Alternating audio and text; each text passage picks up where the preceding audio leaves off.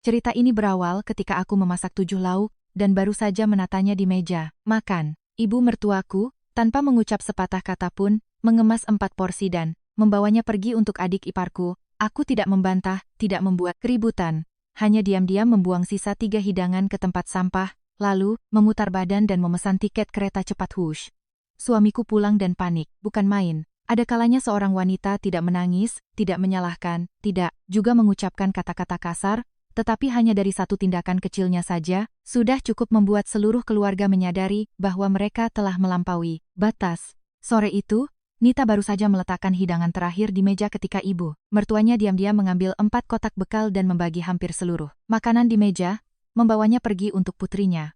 Nita berdiri di dapur, tangannya masih memegang sendok sayur, menatap meja makan yang hanya tersisa 3 hidangan yang mulai mendingin.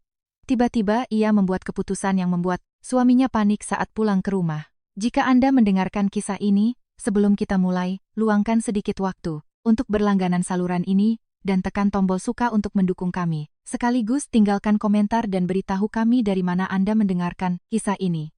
Sebab setiap kata-kata penyemangat dari Anda semua adalah sumber kekuatan bagi kami untuk terus menceritakan kisah-kisah kehidupan sehari-hari yang mampu membuat orang merenung dalam-dalam. Sejak jam 3 sore, Nita sudah mulai sibuk di dapur. Hari itu adalah akhir pekan, dan ia berpikir jarang sekali seluruh keluarga bisa berkumpul untuk makan bersama, jadi ia ingin memasak dengan layak.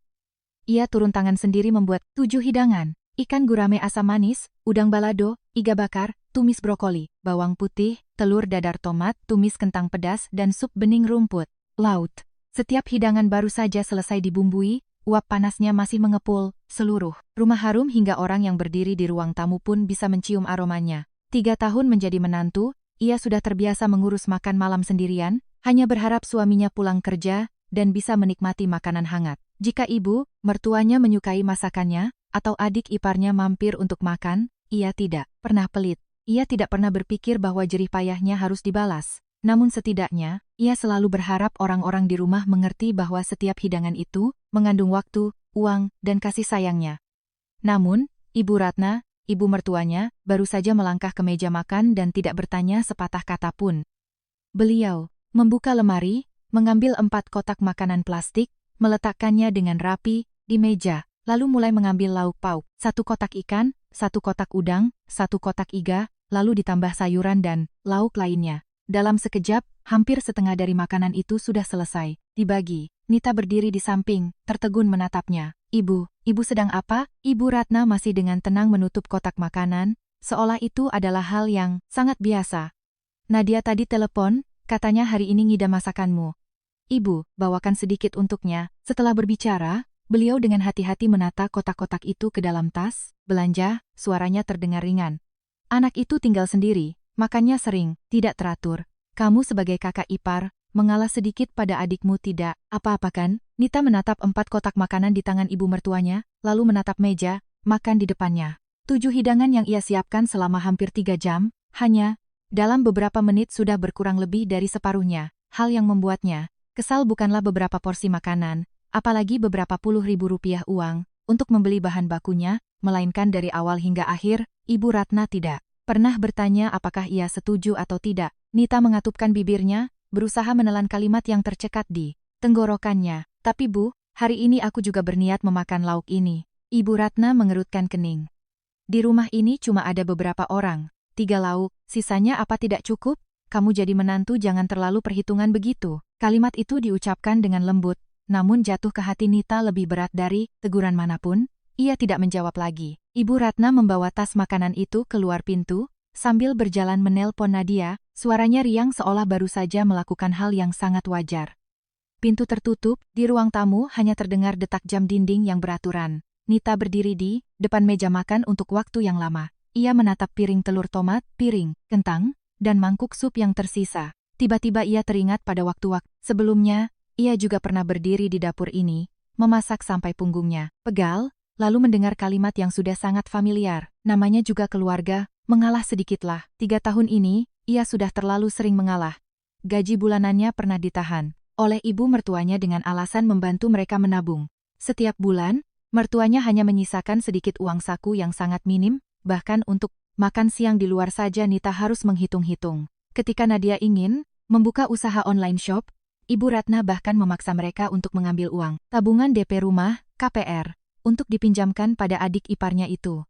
Usaha itu tutup hanya dalam beberapa bulan, dan uangnya tidak tahu kapan bisa kembali. Lalu saat Nadia putus cinta, dia pindah dan tinggal bersama Nita dan kakaknya, tidur sampai siang tanpa membantu pekerjaan rumah. Namun jika Nita menegurnya sedikit saja, ibu mertuanya langsung datang membela putrinya. Nita pernah menangis, pernah mengatakan pada Bima bahwa ia tidak tahan lagi, tetapi setiap kali Bima hanya merangkul pundaknya, berbisik pelan, "Kamu sabar sedikit, sama ibu ya, ibu cuma sayang sama adikku." Ia sudah bersabar berulang kali, tetapi hari ini melihat 4 kotak makanan dibawa pergi tanpa ada yang meminta izin padanya, sesuatu di dalam hati Nita tiba-tiba terputus begitu saja. Ia tidak marah, juga tidak menelepon untuk memarahi Ibu Ratna. Nita berbalik ke dapur, mengambil kantong plastik sampah hitam besar, lalu satu persatu memasukkan ketiga lauk yang tersisa, piring telur tomat, kentang tumis, lalu semangkuk sup yang telah ia masak dengan susah payah. Ia membuang semuanya ke dalam plastik, mengikatnya erat-erat, lalu mencuci setiap piring hingga bersih. Saat mengeringkan tangannya, Nita menatap pantulan dirinya di kaca jendela. Wajahnya biasa saja, hanya matanya yang sedikit memerah. Ia berbisik pada dirinya sendiri, bukan karena sayang pada makanannya, tetapi karena mulai hari ini, ia tidak ingin lagi memberikan hal-hal yang oleh orang lain selalu dianggap sebagai kewajiban. Setelah itu, Nita melepas celemeknya, melipatnya rapi dan meletakkannya di kursi, mengambil ponselnya lalu membuka aplikasi pemesanan tiket. Ia memilih tiket kereta cepat HUS jadwal terdekat menuju Bandung, kelas ekonomi premium, seharga Rp250.000. Jarinya berhenti di tombol pesan selama beberapa detik, lalu menekannya dengan tegas. Ia hanya memeriksa dokumen identitasnya, beberapa potong baju, lalu memasukkannya ke dalam tas. Gelang emas pemberian ibu kandungnya juga ia bawa. Ia tahu ia belum bisa memutuskan urusan pernikahannya saat ini juga, tetapi kali ini ia ingin pulang ke rumah orang tuanya untuk berpikir, daripada tinggal di rumah tempat suaranya selalu diabaikan. Sebelum meninggalkan rumah, Nita berdiri di pintu menatap ruang tamu sekali lagi. 3 tahun ia tinggal di sana, mengelap setiap meja, mencuci setiap baju, memasak setiap porsi makanan, berpikir bahwa asalkan ia tulus, suatu hari nanti semua orang akan mengerti. Namun, ada keluarga yang bukan tidak melihat pengorbananmu, melainkan mereka sudah terbiasa hingga menganggapnya sebagai kewajiban. Sampai Nita menarik kopernya keluar dari pintu, ia tetap tidak menangis. Sementara Bima saat itu belum tahu bahwa hanya dalam beberapa jam, ia akan kembali ke rumah yang gelap gulita. Melihat 7 piring kosong di wastafel dan menyadari bahwa istri yang telah bertahan selama 3 tahun, benar-benar telah memutuskan untuk pergi. Bima tiba di rumah saat hari sudah benar-benar gelap. Rumah yang biasanya dipenuhi suara piring dan sendok, suara televisi, dan suara Nita bertanya ia ingin makan apa malam ini. Namun hari ini, begitu membuka pintu, ia merasakan keheningan yang tidak biasa menyelimuti ruang tamu.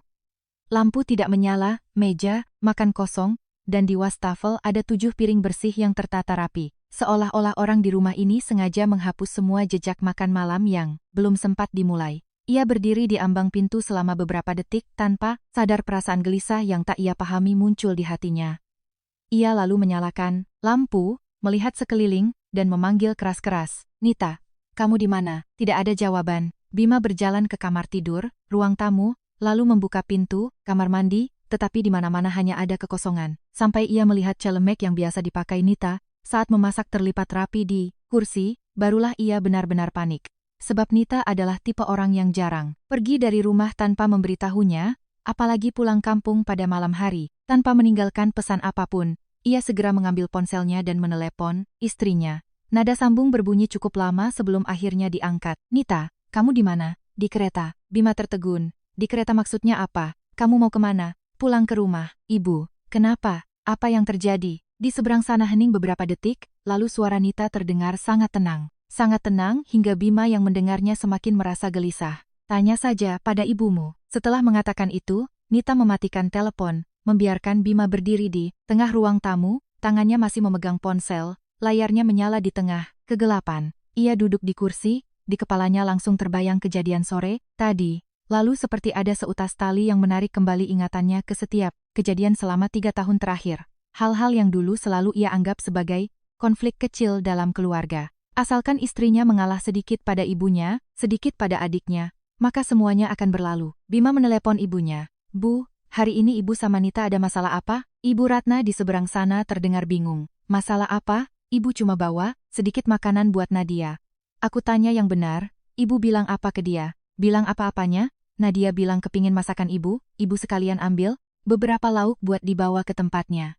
Cuma beberapa kotak makanan saja kok, kamu sampai tanya begitu. Bima terdiam, ia tidak tahu bagaimana menjelaskannya, karena dalam perkataan ibunya, hal itu benar-benar tidak penting. Namun di hatinya mulai muncul rasa tidak nyaman yang sangat jelas.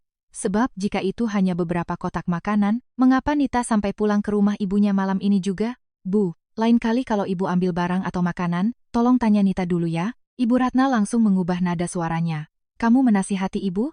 Ibu ambil makanan di rumah anak sendiri buat adikmu, apa harus minta izin ke menantu? Benar ya kata orang, anak sekarang kalau sudah besar, sudah punya istri, langsung lupa sama ibunya. Bima mendengar sampai di situ dan tidak berbicara lagi. Niatnya ingin menegur ibunya, namun kalimat andalan itu membuatnya ciut kembali. Persis seperti tahun-tahun sebelumnya, setiap kali ibunya sedikit sedih, ia langsung merasa bersalah.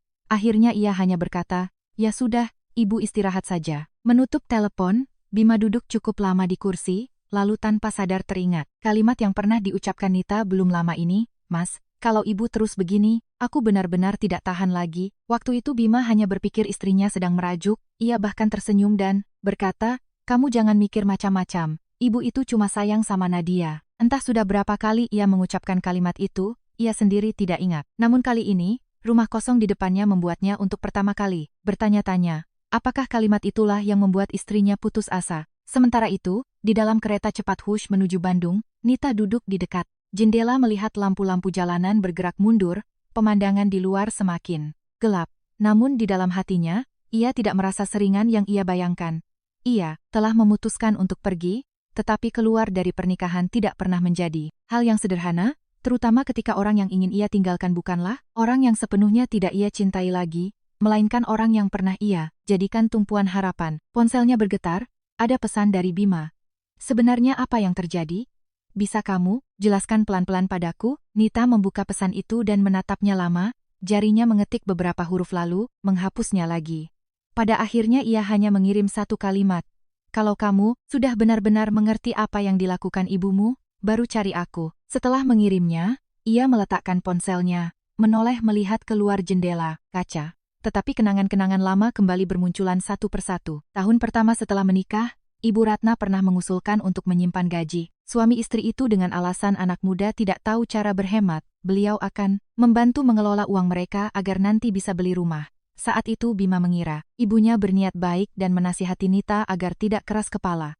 Tetapi pada akhirnya, gaji Nita benar-benar dikontrol ketat. Setiap bulan ia hanya punya uang saku sangat kecil. Bahkan untuk makan siang di kantor pun ia harus menimbang-nimbang. Tahun kedua, Nadia ingin membuka usaha online shop. Ibu Ratna kembali mengusulkan untuk mengambil uang yang sudah ditabung suami istri itu selama berbulan-bulan untuk dijadikan modal adiknya. Nita tidak setuju karena itu uang yang mereka siapkan untuk DP rumah. Tetapi Bima akhirnya memilih mendengarkan ibunya, mengatakan bahwa adiknya hanya butuh dibantu sekali ini saja, namanya keluarga harus saling menolong. Usaha Nadia hanya bertahan beberapa bulan lalu tutup, uang itu nyaris tidak bisa kembali.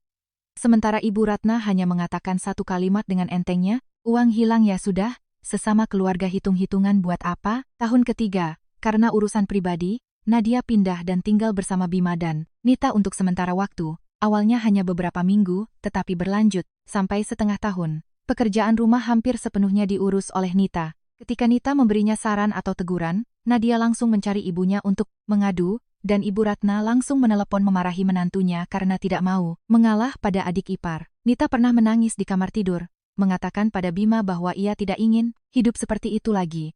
Tetapi Bima saat itu hanya memeluknya dan berkata, aku tahu kamu rugi, tapi ibuku dan adikku itu juga keluargaku, aku tidak bisa mengabaikan mereka. Nita tidak pernah menyuruhnya mengabaikan siapapun, ia hanya ingin suaminya sesekali berdiri di pihak istri ketika istrinya diperlakukan tidak adil. Tetapi, hal sederhana itu sepertinya tidak pernah dilakukan Bima selama 3 tahun ini. Suara pengumuman di kereta bergema, mengingatkan penumpang bahwa kereta akan segera tiba di stasiun Tegaluar. Nita membuka matanya, mengusap sudut matanya, menarik koper kecilnya, lalu berdiri. Ia tidak ingin orang tuanya melihatnya menangis, apalagi melangkah turun dari kereta dan menceritakan semuanya dengan wajah lemah. Namun ketika ia melewati pintu keluar stasiun, melihat ibu kandungnya sedang berdiri menanti dari kejauhan, semua usahanya mempertahankan ketenangan tiba-tiba runtuh. Ibu Sri begitu melihat putrinya, segera melangkah maju dan mengambil alih kopernya. Pulang kok tidak bilang-bilang ke ibu? Nita memaksakan senyum, aku mutusinnya mendadak, Bu. Melihat raut wajah putrinya, Ibu Sri tidak banyak bertanya, hanya berkata dengan lembut, ayo kita pulang dulu, kalau ada apa-apa nanti kita bicarakan, pelan-pelan. Ibu dan anak itu berjalan berdampingan keluar dari stasiun, angin malam, berhembus membawa kelembapan. Nita tidak mengatakan apa-apa lagi, hanya berjalan, diam di samping ibunya. Di dalam hatinya, untuk pertama kali setelah sekian bulan, ada perasaan yang sangat aneh. Seolah meskipun di luar sana ia mungkin kehilangan arah, asalkan kembali ke tempat ini, ia masih punya tempat berpijak. Sesampainya di rumah, Nita masih berusaha terlihat tenang di depan ibunya. Tetapi begitu melewati pintu yang tak asing itu, melihat sandal tuanya masih diletakkan rapi oleh ibunya di samping rak sepatu, melihat ruang depan ini masih sebersih dulu, seolah ibunya tak pernah berhenti menunggu anak perempuannya pulang. Hidungnya langsung terasa perih. Ia memalingkan wajahnya cepat-cepat, karena tidak ingin ibunya melihat air matanya. Namun seorang ibu, seringkali hanya dari melihat sorot mata, sudah mengerti bahwa anaknya sedang ada masalah. Ibu Sri tidak langsung bertanya, ia diam-diam, menarik koper Nita ke dalam, lalu mengucapkan kalimat yang sangat pelan. Sudah sampai rumah, istirahatlah nak, kalau ada apa-apa besok baru cerita ke ibu. Nita mengangguk, memeluk ibunya lama, lalu melepaskannya. Bapaknya, Pak Hendra, saat itu masih duduk menonton televisi di ruang keluarga, mendengar suara anaknya pulang, ia keluar dan melihat dengan sedikit terkejut. Namun beliau tidak mendesak bertanya, hanya menatap wajah lelah anaknya, lalu masuk ke dapur, menghangatkan segelas susu, dan meletakkannya di depan Nita. Minum dulu, Nduk, sudah malam.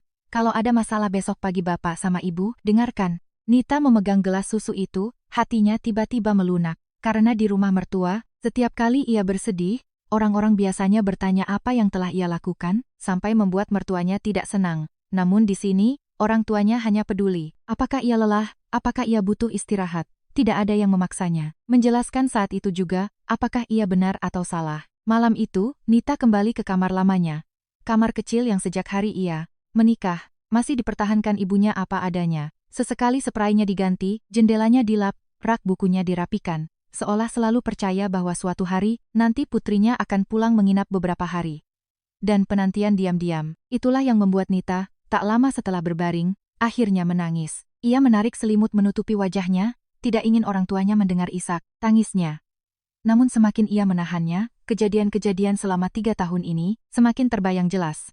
Mulai dari urusan gaji, urusan uang KPR rumah, urusan Nadia yang numpang tengah tinggal, hingga 4 kotak makanan sore tadi. Semuanya bukan lagi kejadian terpisah, melainkan telah menjadi rentetan hari panjang yang membuatnya lelah hingga tak lagi ingin menjelaskan. Ponsel di atas meja nakas bergetar terus-menerus. Nita tahu yang menelepon adalah Bima, tetapi ia tidak mengangkatnya.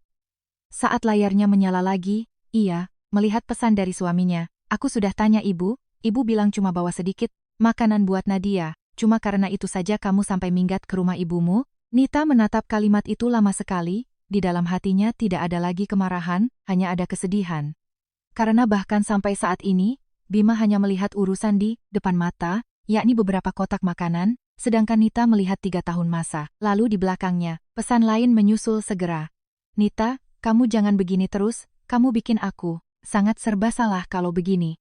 Ia tertawa kecil, namun tawanya tak mengandung kegembiraan sedikit pun. Karena, kalimat aku serba salah sudah terlalu sering ia dengar. Setiap saat Bima berdiri di antara ibu dan istrinya, selalu istrinya yang akhirnya harus mengalah, selalu istrinya yang harus diam, selalu istrinya yang harus meyakinkan dirinya sendiri bahwa sebagai keluarga tak perlu perhitungan. Nita mengetik satu kalimat lalu mengirimkannya.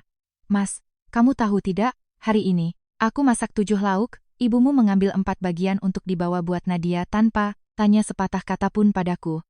3 porsi sisanya kubuang, bukan karena aku sayang pada makanannya, tapi karena aku ingin kamu mengerti bahwa semua yang aku lakukan tidak bisa selamanya dianggap sebagai kewajiban mutlak. Setelah mengirimnya, ia mematikan ponselnya, beralih ke mode pesawat, lalu berbaring diam menatap langit-langit, air mata terus mengalir di pelipisnya. Namun kali ini, di dalam hatinya ada sebuah kesadaran yang sangat aneh.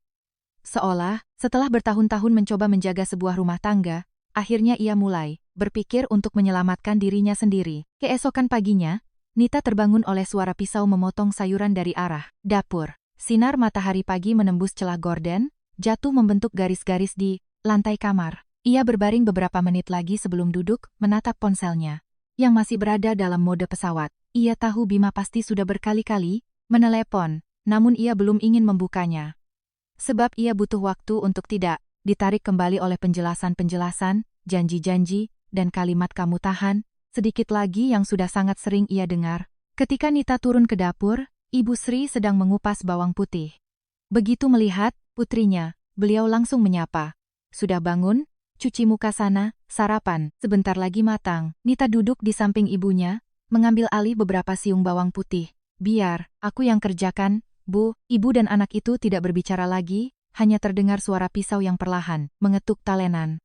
Sampai Ibu Sri meletakkan pisaunya, menatap putrinya sejenak, lalu bertanya, coba cerita ke ibu, kemarin sebenarnya ada kejadian apa? Nita menundukkan kepalanya, kedua tangannya masih mengupas kulit bawang putih, lalu ia menceritakan semuanya dari awal hingga akhir. Termasuk masalah Ibu Ratna, yang mengambil 4 kotak makanan, ia yang membuang sisa masakannya, masalah tiket wush, dan semua kejadian yang menumpuk selama 3 tahun ini, yang sebelumnya tak pernah ia ceritakan tuntas pada orang tuanya karena takut mereka khawatir. Menjelang akhir ceritanya, suara Nita tersendat. Aku benar-benar capek, Bu. Ibu Sri tidak menyalahkan putrinya, juga tidak buru-buru menyuruhnya bercerai. Beliau hanya melanjutkan memotong sayur, dan setelah agak lama, baru berkata, kalau capek ya istirahat. Kamu tinggal saja di sini beberapa hari, rumah kita, tidak kurang sepasang sumpit untukmu. Hanya satu kalimat itu saja sudah membuat mata Nita memerah. Aku takut Bapak, sama Ibu mikir aku tidak bisa mempertahankan keluarga tanggaku. Ibu Sri menoleh pada putrinya. Sejauh mana kamu bertahan, ibulah yang paling tahu, tapi mempertahankan sebuah keluarga bukan berarti hanya satu orang yang harus terus-terusan merugi. Tepat saat itu, Pak Hendra masuk dari luar. Beliau mendengar kalimat terakhir, lalu berdiri di samping anak perempuannya, dan berkata pelan. Bapak kasih tahu, ya Enduk, orang-orang sering bilang anak perempuan kalau sudah nikah jadi milik keluarga orang lain. Tapi Bapak tidak berpikir begitu. Biarpun kamu sudah menikah, kamu tetap anak Bapak sama Ibu.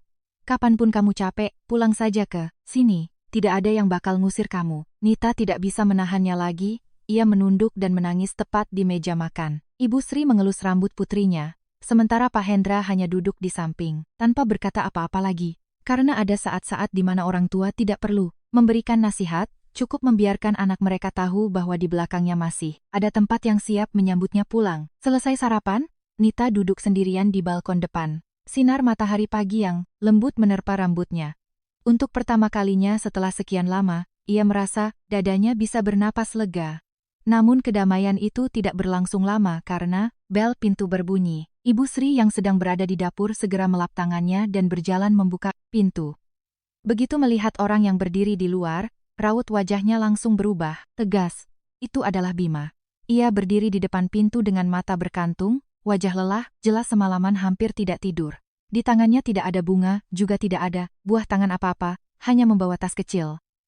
Seolah baru kali ini ia menyadari bahwa masalah ini tidak bisa diselesaikan hanya dengan beberapa kalimat bujukan. Bima menatap ibu mertuanya, berusaha menjaga suaranya tetap tenang. Bu, Nita, ada di rumah? Ibu Sri menatapnya beberapa detik lalu minggir ke samping.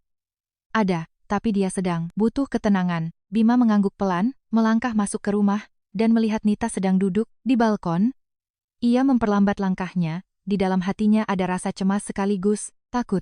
Karena selama 3 tahun, ia tak pernah berpikir akan ada hari di mana ia harus berdiri di depan pintu rumah mertua, memohon untuk bertemu istri yang selalu ia yakini sehebat apapun marahnya, pasti akan kembali. Ia melangkah mendekati balkon, duduk tidak terlalu dekat dengan Nita, tidak berani menyentuhnya, hanya berbicara dengan suara yang sangat pelan. Nita, pulang yuk sama Mas. Nita masih menatap ke kejauhan, tidak menoleh. Aku pulang buat apa? Bima terdiam. Buat terus dengar ibumu bilang semuanya benar, sementara aku harus terus mengalah. Bima menundukkan kepala, untuk pertama kalinya ia tidak menemukan jawaban andalannya. Nita, Mas tahu kamu sedih. Mas Bima belum paham. Kalau Mas paham, kemarin Mas tidak akan tanya padaku, kenapa cuma karena beberapa kotak makanan saja aku sampai pulang ke sini. Bima duduk tak bergerak. Sementara Nita akhirnya menoleh melihat suaminya. Sorot, matanya tidak lagi marah, hanya menyisakan kelelahan yang sangat dalam, hingga membuat Bima tak berani menatapnya langsung. 3 tahun loh Mas. Aku cuma butuh Mas sekali saja membelaku. Tapi tiap kali, Mas selalu suruh aku ngalah sama ibu, ngalah sama adik. Mas pernah mikir nggak, terus siapa yang mau ngalah buat aku? Pertanyaan itu membuat Bima membisu cukup lama. Dan kebisuan itulah yang membuat Nita mengerti bahwa hal yang paling ia takutkan, mungkin bukan ibu mertuanya, bukan pula Nadia, melainkan suami yang dulu ia yakini akan melindunginya, ternyata tidak pernah benar-benar paham betapa kesepiannya ia di dalam rumah. Mereka sendiri. Bima menarik napas dalam-dalam. Nita, kasih Mas satu kesempatan lagi, bisa? Nita menatapnya lalu menggeleng perlahan. Aku tidak tahu Mas, kali ini aku benar-benar butuh waktu. Dan kalimat yang sangat pelan itu, nyaris seperti hembusan napas lelah, membuat Bima menyadari bahwa jika ia terus menganggap semua ini sebagai masalah kecil, mungkin kali ini istri yang telah bersabar selama 3 tahun itu benar-benar akan melangkah keluar dari pernikahan ini. Bima duduk di balkon sangat lama, kedua tangannya saling bertaut. Ia melihat Nita, lalu menunduk menatap lantai ubin. Tampaknya di kepalanya ia sedang berusaha mencari kalimat yang cukup kuat untuk menarik kembali sang istri yang kepercayaannya sudah habis. Tetapi kalimat-kalimat yang familiar seperti Mas akan berubah, ibu juga tidak. Sengaja, kamu jangan mikir macam-macam, saat ini terasa tidak berguna bahkan bagi dirinya sendiri. Karena jika kata-kata itu benar-benar manjur, Nita tak akan duduk di rumah ibunya pagi ini. Nita, Mas tidak mau kehilangan kamu. Nita masih memandang halaman depan rumah, suaranya sangat pelan. Aku juga, dulunya tidak mau kehilangan keluarga kita ini. Kalimat itu membuat Bima tersentak, karena ia sadar Nita tidak sedang membicarakan masalah kemarin, melainkan membicarakan seluruh 3 tahun di mana Nita telah berusaha mempertahankan semuanya, sedikit demi sedikit. Mulai dari urusan makan, uang, pekerjaan rumah, sampai saat-saat Nita inisiatif berdamai. Meski hatinya masih sakit, Mas tahu selama ini Mas banyak kurangnya, tapi Mas beneran mau berubah. Nita menoleh menatapnya. Mas Bima, sudah berapa kali Mas ngomong begini? Bima tak bisa menjawab. Mas masih ingat kapan pertama kali Mas bilang mau berubah? Bima menunduk mencoba mengingat, namun ia sadar ia tak bisa mengingatnya, karena janji-janji itu sudah terlalu sering diucapkan. Selalu diawali dengan pertengkaran disusul beberapa hari yang tenang, lalu semuanya kembali seperti semula. Nita melihat raut wajah itu, di hatinya tak ada lagi rasa ingin menyalahkan, ia hanya merasa lelah. Pulanglah, Mas. Aku bukan ngusir Mas, aku cuma butuh Mas pulang dan benar-benar mikir.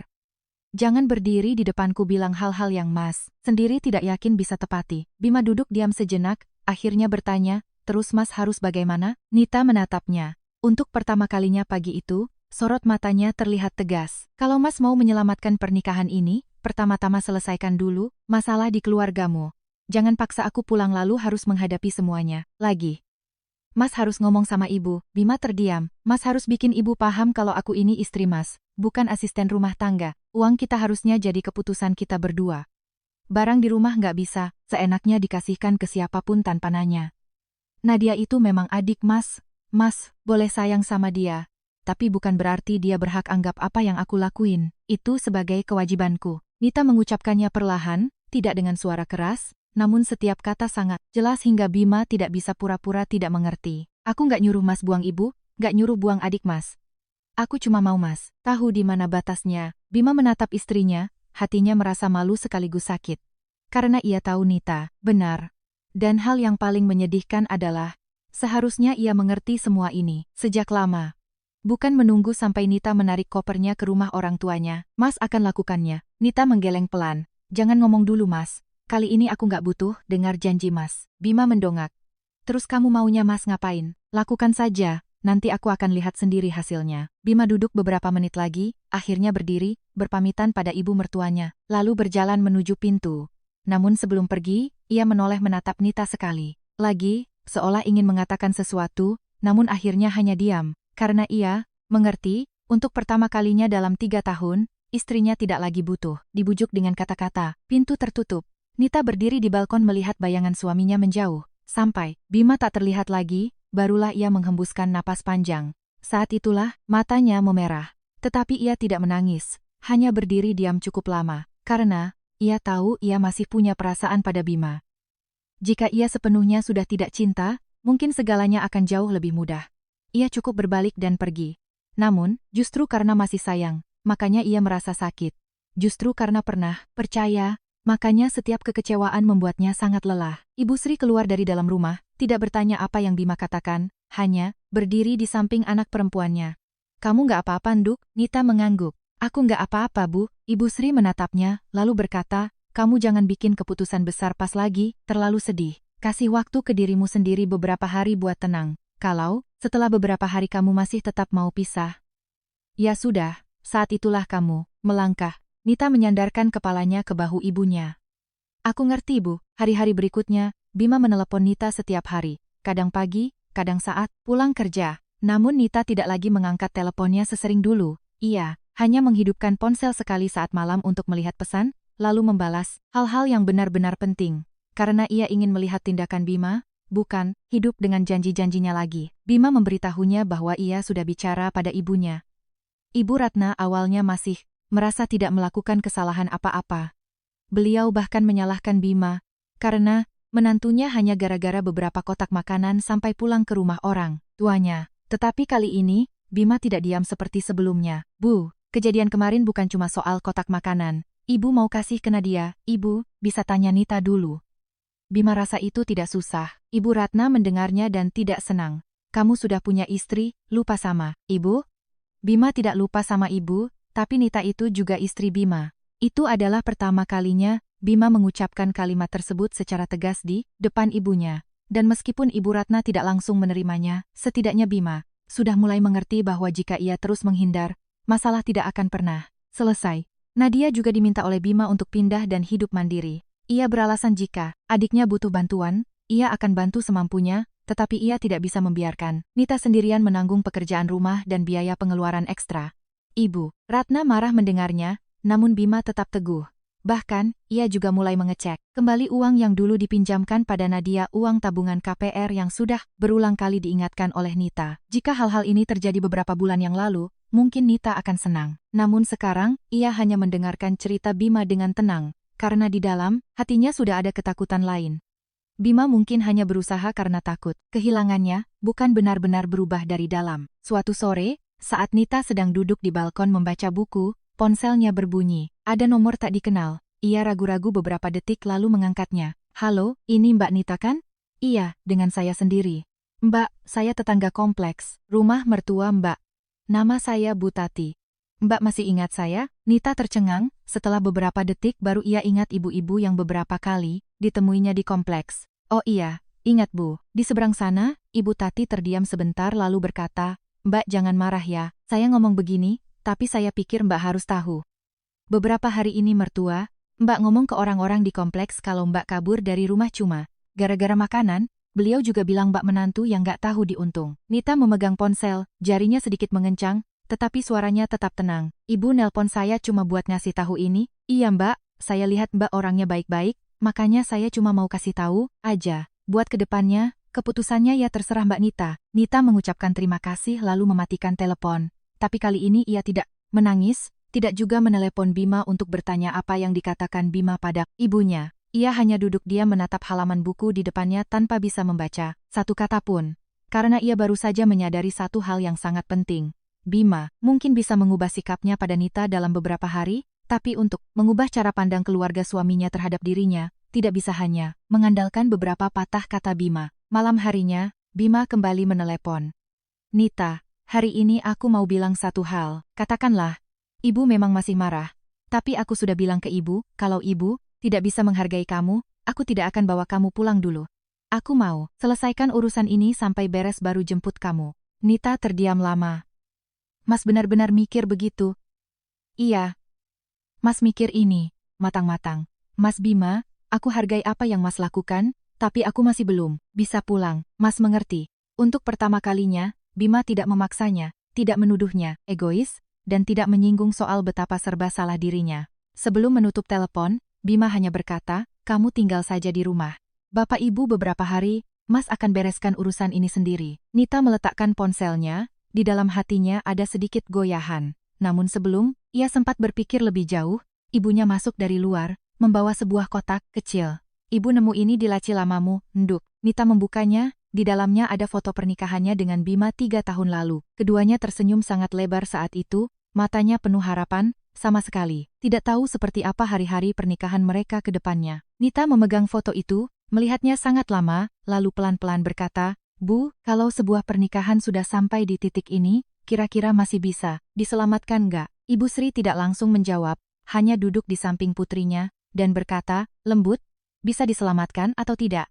Bukan cuma bergantung pada apakah kamu masih sayang padanya atau tidak.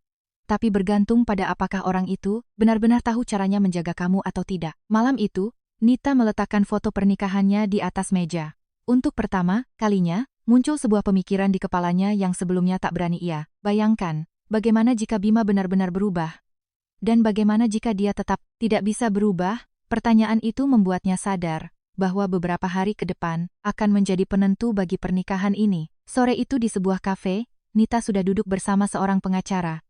Di depannya, terdapat setumpuk dokumen yang tersusun rapi, di sebelahnya ada segelas air yang mulai dingin. Ia tidak lagi terlihat kebingungan seperti hari-hari pertama, kembali ke rumah ibunya.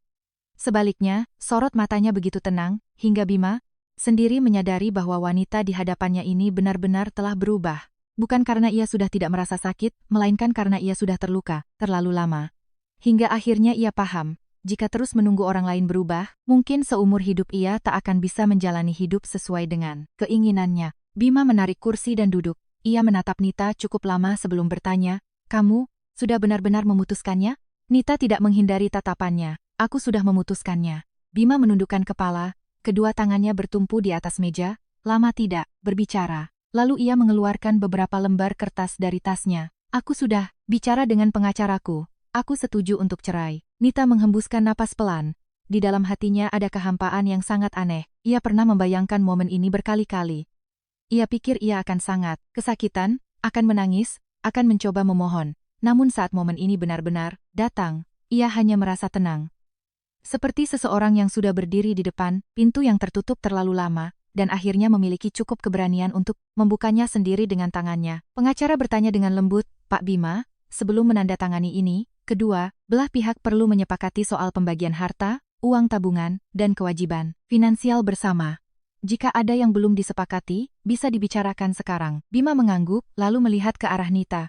"Rumah belum jadi kita beli, uang tabungan dulu juga sudah terpakai sebagian untuk Nadia. Sisanya akan kubagi 2 untukmu." Mendengar itu, Nita langsung bertanya, "Hutang Nadia waktu itu sisa berapa?" Bima terdiam beberapa detik, lalu menjawab, "Sekitar 75 juta. Nita tidak mengatakan apa-apa. Uang itu sebenarnya adalah uang hasil tabungan mereka berdua berbulan-bulan. Pernah ada masa ia sangat berharap uang itu bisa dipakai sebagai uang muka KPR rumah mungil mereka, tapi akhirnya menguap begitu saja karena keputusan yang bahkan Nita tak berhak ikut campur. Aku tidak butuh bagian uang yang dari Nadia." Bima mendongak, "Tapi itu kan uang kalian berdua juga, uang suami istri." "Aku tahu, tapi aku tidak mau urusannya jadi panjang dan rebutan. Waktu itu Mas milih, bantu adik Mas, jadi ya mulai sekarang urusan itu Mas bereskan sendiri dengan dia." Pengacara melihat ke arah Nita, lalu ke arah Bima, kemudian dengan lembut mencatatnya di kertas. Bima menggigit bibir. "Aku akan berusaha mengambilnya kembali." Nita menggeleng, "Tidak perlu repot-repot, Mas. Mulai dari sekarang hal-hal seperti itu tidak ada urusannya lagi denganku." Satu kalimat yang sangat pelan, namun membuat Bima menunduk sangat lama, karena ia mendadak sadar, hal yang membuatnya kehilangan Nita bukanlah 4 kotak bekal sore itu, bukan pula beberapa kali pertengkaran mulut. Melainkan sudah terlalu sering, ia membiarkan istrinya membereskan masalah yang seharusnya diselesaikan oleh mereka berdua bersama-sama. Setelah menyepakati hal-hal dasar, pengacara membiarkan keduanya mengobrol berdua. Bima menatap Nita lalu berkata pelan, "Mas minta maaf." Nita tidak menjawab. "Mas tahu ngomong apapun sekarang sudah terlambat. Tapi Mas mau kamu tahu, 3 tahun ini Mas sudah bikin kamu nanggung banyak hal. Mas pikir dulu, kalau suami sudah kerja cari uang buat keluarga itu sudah cukup. Tapi Mas tidak paham kalau seorang istri bukan cuma butuh suami yang mikirin uang, tapi butuh dihargai. Butuh kepastian kalau ada masalah, orang yang berdiri di sebelahnya nggak bakal buang muka." Nita menatapnya. Matanya sedikit merah, tapi suaranya tetap tenang. "Dulu aku nungguin Mas sadar hal itu lama banget, Mas. Mas tahu? Tapi sekarang kamu sudah tidak mau nunggu lagi kan?" Bima mengangguk, di matanya ada penyesalan yang terlihat sangat jelas. "Mas mengerti." Sesaat kemudian, ia bertanya lagi, "Apa setelah ini kamu akan menganggapku seperti orang asing?" Nita terdiam lama, Sebelum menjawab, aku tidak tahu, tapi aku harap kelak kalau aku ingat 3 tahun ini, aku akan ingat bahwa kita juga pernah punya hari-hari yang indah, bukan cuma ingat hari-hari saat aku menangis. Bima tersenyum kecil, senyum yang sedih namun lega. Mas juga berharap begitu. Keduanya tak bicara lagi. Pengacara kembali memeriksa isi perjanjian terakhir, lalu membimbing langkah mereka selanjutnya. Nita membaca setiap halaman dengan teliti, menandatangani bagian yang harus ditandatangani, tanpa buru-buru, dan tangannya tidak gemetar. Karena ia tahu ini bukan keputusan gegabah usai makan malam, melainkan hasil akumulasi 3 tahun, setelah berulang kali memberi kesempatan, menahan diri, menunggu, hingga akhirnya sadar bahwa pernikahan yang ingin dipertahankan tak bisa jika hanya satu orang yang berjuang. Keluar dari kafe, Bima berjalan di samping Nita sebentar lalu berhenti. Biar Mas antar pulang, Nita menggeleng. Tidak usah, aku bisa pulang sendiri. Baiklah. Bima berdiri melihat Nita berjalan pergi, sampai punggungnya hilang di balik deretan pohon, baru ia berbalik. Sementara Nita, sambil berjalan, merasakan hatinya sedikit lebih ringan. Meskipun ke depan masih banyak prosedur, dokumen, dan hal-hal yang harus diurus. Setidaknya ia tidak lagi hidup dalam bayang-bayang menunggu hal yang tak pasti kapan datangnya. Sesampainya di rumah, Ibu Sri sedang duduk menunggu di ruang tamu. Begitu, melihat putrinya, beliau langsung berdiri. Gimana Enduk? Nita meletakkan tasnya, dan duduk di sebelah ibunya. Mas Bima sudah setuju, Bu. Ibu Sri terdiam beberapa detik, lalu menggenggam tangan anaknya. Kamu sedih? Sedih sih, Bu. Tapi nggak sesakit dulu lagi. Ibu Sri mengangguk. Ya sudahlah, itu baik. Tepat saat itu, Pak Hendra pulang dari luar. Mendengar ceritanya, ia tak bertanya detail, hanya menatap putrinya. Keputusanmu, kamu yang tanggung jawab. Bapak sama Ibu tidak bisa mutusin buat kamu, tapi Bapak sama Ibu akan selalu ada di belakangmu. Nita menatap bapaknya dan tersenyum. Aku tahu Pak, malam itu, untuk pertama kalinya setelah sekian hari, Nita tidur sangat nyenyak. Tidak lagi mengecek ponsel terus-menerus, tidak lagi menunggu notifikasi pesan. Bima juga tak perlu lagi khawatir besok pagi ibu mertuanya akan bicara apa, Nadia akan berbuat apa, atau Bima akan kembali berdiri di tengah lalu memilih diam. Sebab pertanyaan-pertanyaan itu kini tak lagi menjadi bagian dari hidupnya. Namun, keesokan paginya saat Nita baru keluar dari kamar, ponselnya mendapat pesan dari Bima. Mas sudah bilang ke Ibu. Ibu sangat sedih tapi Mas tidak akan mengubah keputusan ini. Nita membaca pesan itu, tidak langsung membalas. Baru beberapa saat kemudian ia mengetik balasan. Jalani hidupmu dengan baik Mas, kedepannya jangan sampai perempuan lain harus menanggung apa yang dulu kutanggung. Pesan terkirim. Ia meletakkan ponsel dan masuk ke dapur untuk membantu ibunya menyiapkan sarapan. Saat itulah, Ibu Sri tiba-tiba bertanya, kamu ada pikiran, mau menikah lagi nantinya? Nita tertawa pelan. Aku belum kepikiran sampai sana Bu. Kalau belum ya, sudah, pelan-pelan saja. Nita menatap ibunya, hatinya terasa hangat. Ia tahu hidupnya tidak berakhir, hanya karena sebuah pernikahan yang berakhir. Sebaliknya, mungkin inilah saatnya, ia mulai belajar hidup untuk dirinya sendiri. Namun, ia tak menyangka bahwa beberapa hari setelah proses cerainya bergulir, sebuah panggilan telepon dari tempat kerja akan membawa arah hidupnya berubah drastis. Dan pria yang akan muncul dalam urusan pekerjaan itu nantinya akan membuat Nita untuk pertama kalinya dalam 3 tahun merasa dan bertanya-tanya, apakah di dunia ini memang ada laki-laki yang benar-benar tahu menempatkan rasa, hormat di atas janji-janji manis? 3 hari berlalu, semua dokumen untuk persidangan sudah siap. Nita dan Bima berjanji bertemu di depan gerbang pengadilan agama, tempat di mana pasangan, suami istri dulu biasanya melangkah beriringan penuh harap. Namun hari ini, keduanya berdiri berjarak beberapa langkah untuk menutup buku pernikahan mereka selama 3 tahun. Anehnya, Nita tidak lagi merasa takut. Ia hanya merasa hatinya tenang yang luar biasa. Seolah setelah hujan badai yang panjang, akhirnya langit mau menampakkan seberkas cahaya. Bima datang beberapa menit lebih awal, berdiri di tepi jalan menunggunya. Saat melihat Nita datang, tak ada lagi tatapan menahan rindu atau bujukan. Bima hanya menatapnya lalu bertanya, kamu sudah siap? Nita mengangguk, sudah. Mereka berdua masuk ke dalam. Semua prosedur berjalan lebih cepat dari yang Nita bayangkan. Dari mulai pendaftaran hingga tanda tangan tidak sampai 10 menit, namun dalam waktu yang singkat itu ia teringat banyak hal. Teringat hari pertama, mereka bertemu, masakan-masakan yang pernah ia buat, bayangan saat mereka berdua mengobrol soal beli rumah, saat ia duduk dekat jendela menunggu Bima pulang, hingga sore di mana 7 lauk masakannya dibawa pergi, dan 3 yang tersisa, dibuangnya lalu ia memesan tiket hush.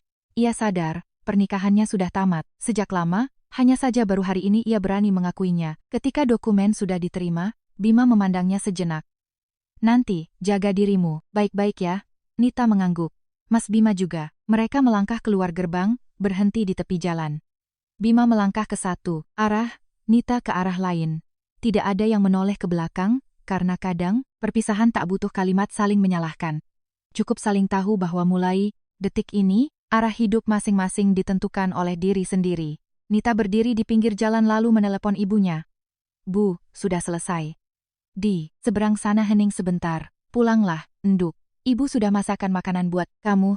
Nita tersenyum. Iya bu, aku segera pulang. Menutup telepon, ia menengadah menatap langit. Hari itu sangat cerah, awan putih, berarak perlahan, angin meniup rambutnya, membuatnya merasa seolah baru saja melepas sebuah baju sempit yang membelenggunya bertahun-tahun. Meski masih ada sedikit rasa perih, setidaknya ia bisa bernapas normal, dan untuk pertama kalinya dalam 3 tahun ia merasa tak lagi harus hidup hanya untuk membahagiakan keluarga orang lain. Sesampainya di rumah, Ibu Sri sudah menyiapkan lauk pauk yang lengkap. Pak Hendra bahkan sengaja mengambil cuti setengah hari untuk menemani anak perempuannya di rumah. Ia tidak menanyakan kelancaran proses di pengadilan, hanya menuangkan segelas teh untuk Nita, sambil tertawa. Ayo, hari ini Bapak sama Ibu mau merayakan putri kita yang mulai hidup baru. Nita tertawa, tapi kedua matanya memerah. Bapak ini, aku kan tidak mengulang, semua dari nol. Pak Hendra melihat anaknya. Loh, menurutmu mulai dari mana? Aku pikir, aku mau memulainya dari diriku sendiri. Pak Hendra mengangguk, matanya menunjukkan kebanggaan. Betul.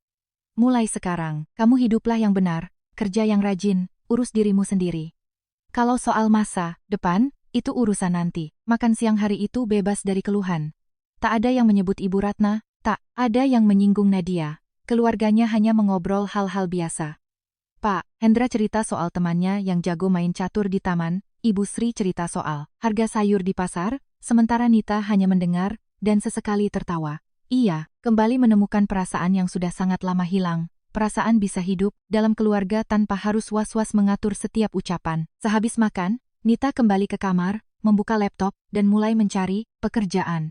Ia tak ingin terus hidup menumpang pada orang tuanya, juga tak ingin kehilangan jati diri usai pernikahan ini.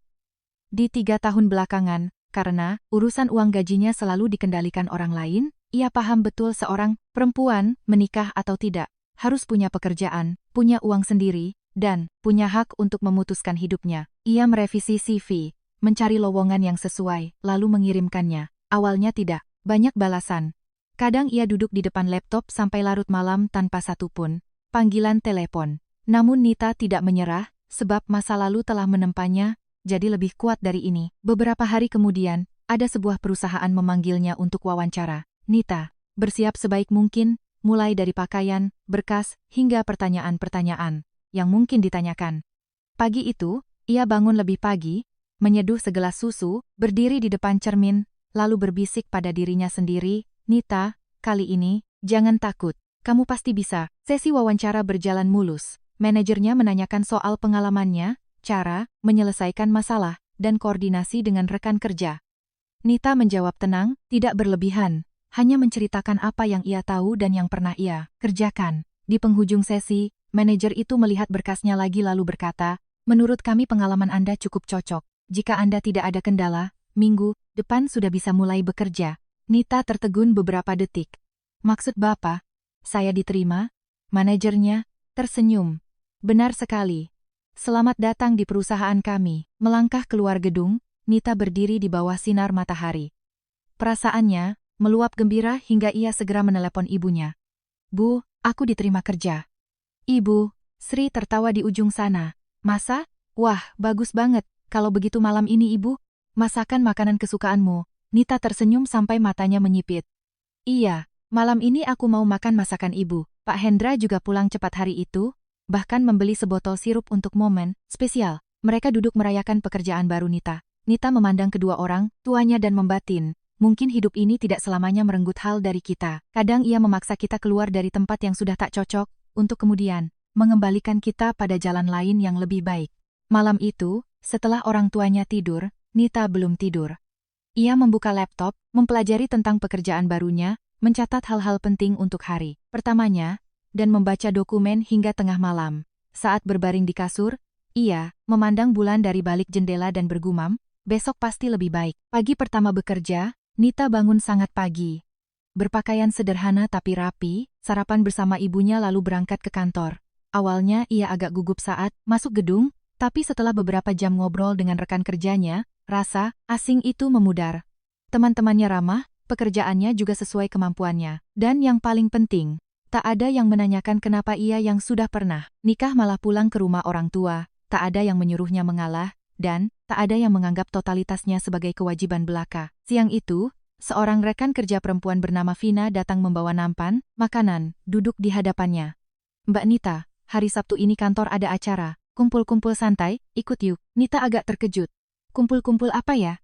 "Hanya acara ngobrol santai sambil makan-makan. Dengar-dengar ada teman-teman divisi lain yang ikutan.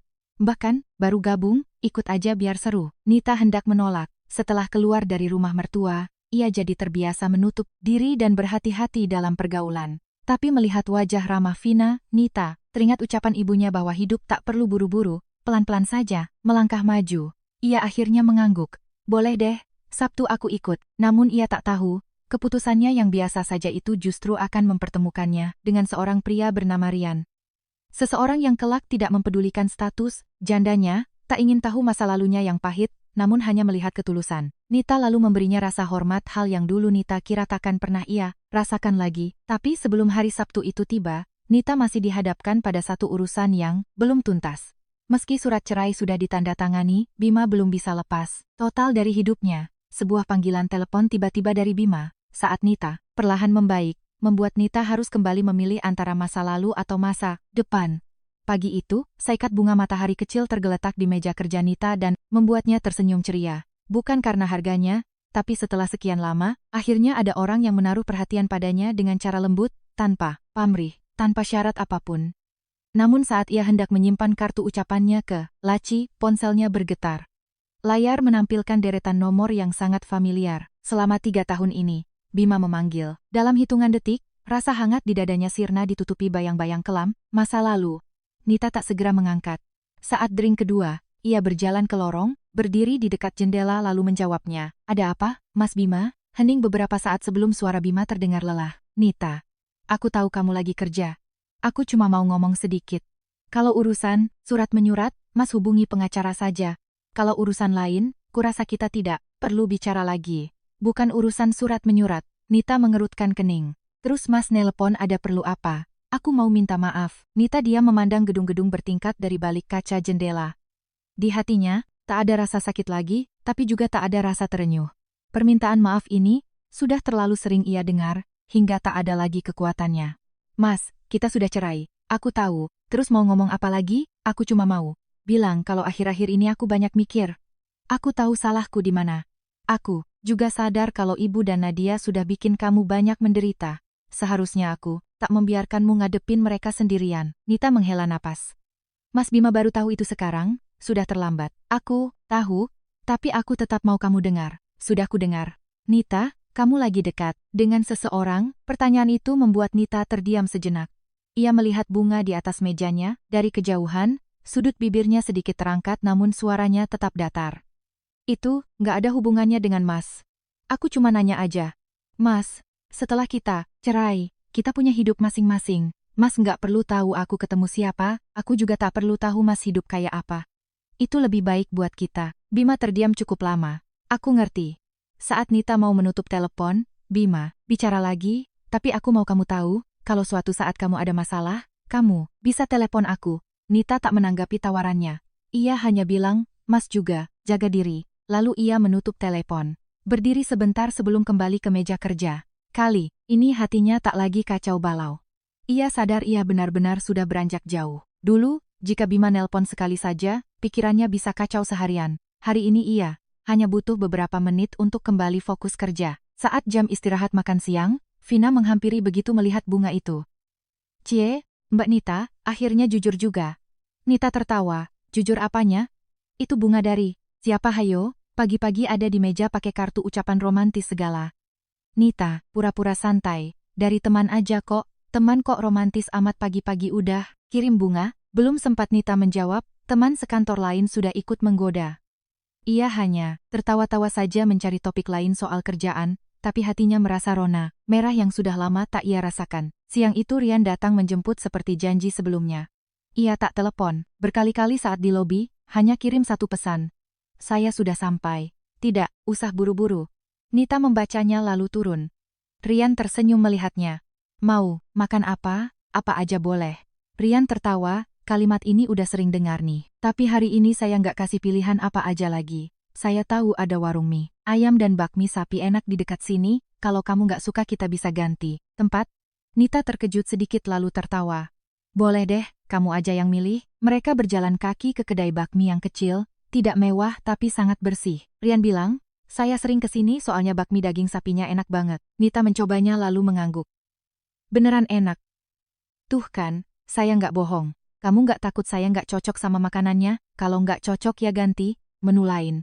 Kan cuma sekali makan, buat apa sampai memaksakan diri? Nita tersentak mendengar ucapan itu, lalu menunduk lanjut makan. Ucapan sederhana itu membawanya kembali ke tahun-tahun saat ia selalu memaksakan diri. Makan apa yang orang lain suka, harus bilang nggak lapar pas makanannya diambil, dan harus bilang, nggak apa-apa meski hatinya hancur. Baru sekarang ia sadar, di dalam hubungan yang normal, ia berhak bilang ia suka apa, dan nggak suka apa. Rian tak banyak tanya soal mantan suaminya. Tapi sehabis makan pas mereka jalan ke kantor, Rian bertanya dengan sopan. Kalau kamu merasa nggak nyaman? Kamu, nggak perlu jawab, tapi saya dengar dari Vina kamu baru lewat masa-masa kurang enak. Nita diam lalu menjawab, iya, saya baru cerai. Rian tak terlihat kaget. Kalau gitu pasti kamu sudah memikirkannya matang-matang. Iya. Baguslah kalau begitu. Nita memandang Rian. Kamu nggak nanya kenapa? Rian menggeleng. Itu masa lalumu. Kalau kamu mau cerita, silakan. Kalau nggak mau, ya nggak apa-apa. Nita kehabisan kata-kata. Ia hanya mengangguk, tapi hatinya malah tambah menaruh rasa percaya.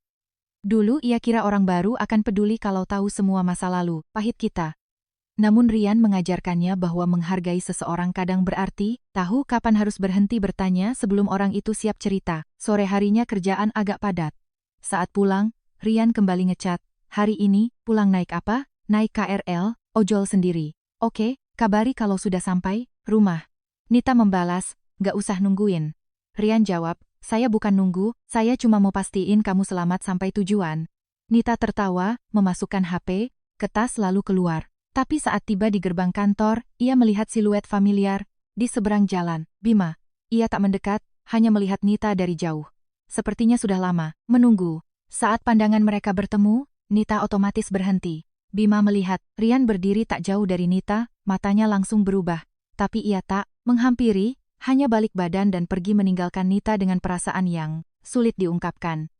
Sebab ia tahu Bima telah melihat bahwa hidup barunya sudah dimulai, ada orang lain yang datang, dan Nita, untuk pertama kalinya merasa tak perlu repot-repot menjelaskan apapun pada Bima. Malam itu, Ibu Sri sedang menunggunya makan. Melihat anaknya lebih bahagia, Ibu Sri bertanya, "Hari ini ada kabar baik apa?" Nita menaruh tas, menyembunyikan senyum. "Nggak ada apa-apa kok, Bu." Ibu Sri memandangnya sejenak lalu tak bertanya lagi, hanya mengambilkan lauk buat Nita. "Nggak ada apa-apa kok dari," masuk pintu udah senyum-senyum sendiri. Nita tersipu malu. "Ibu senangnya." Ngeledek, Ibu Sri tertawa. "Bisa lihat anak ibu senang aja ibu udah syukur." Nita menunduk makan, pikirannya melayang pada ucapan Rian, pada bunga matahari di meja, dan ia sadar hidupnya benar-benar berubah. Bukan cuma karena ada pria baru, tapi karena ia sendiri sudah jadi Nita yang baru. Nita yang tahu dirinya berharga, dan tahu bahwa jika ada cinta, harus dimulai dari rasa saling menghargai. Tapi di saat ia pikir masalah lalunya sudah bisa ditinggalkan, HP-nya bunyi. Ada nomor asing. Nita mengangkatnya, dan terdengar suara perempuan tua yang tak ia sangka akan didengarnya lagi. "Nita, ini ibu." Nita duduk tegak, tangan yang memegang sendok seketika terhenti. Biarpun pernikahannya usai, perempuan itu masih menyebut kata ibu. Dan anehnya, nadanya kali ini tidak galak seperti biasanya, melainkan terdengar lemah. Hal ini membuat Nita bertanya-tanya, apakah telepon ini mau menariknya kembali ke masa lalu, atau ada cerita lain yang belum beres? Nita duduk kaku. "Ada apa ya, Bu?" Hening cukup lama. Suara Ibu Ratna terdengar, lebih reda dari sebelumnya. "Ibu mau ketemu kamu." Nita melihat piring makannya, hatinya tak lagi bimbang. "Saya rasa urusan kita sudah jelas, kalau soal perceraian, Ibu suruh Mas Bima aja urus sama pengacara." Ibu telpon bukan, bahas cerai. Lalu ibu mau bahas apa? Jeda lagi. Ibu mau minta maaf sama kamu. Nita mematung, di otaknya terputar, banyak kenangan lama.